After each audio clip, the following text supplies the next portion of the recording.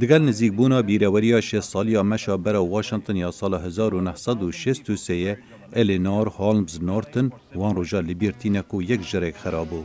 هولمز نورتن دبیجه نه اوی نتی مای چاوری هنده هجمارا مزنا بجدارا ند کر ولدمکا کرد او بو یرکا نه آسایی.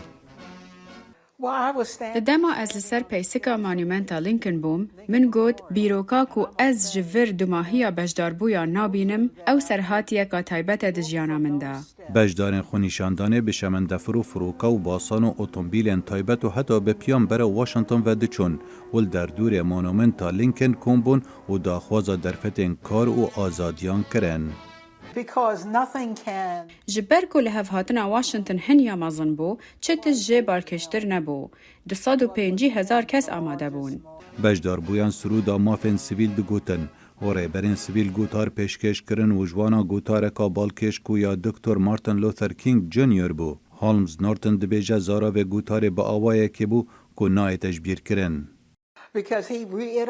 جبر کو به بردوام لوی دمید گوت اوی چندین جاران خون به وی یکی دید گوتار اویا من خونک هیا حتی نهال بیره.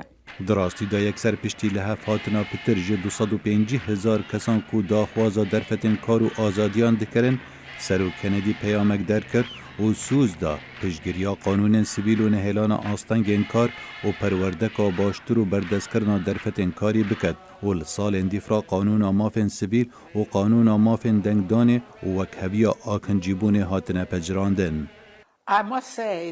دوی از بیجم لدما من افهمو خلکه دیتن من باوری هبو قانونک ده درکوه.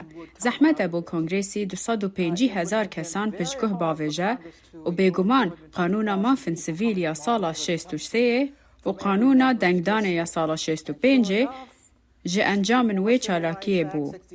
دگل وی که روشا کنگرسی ایرو هولمز نورتن دبیجه گلک دابشا اول سال 1963 روش بدرستی وهانه بو.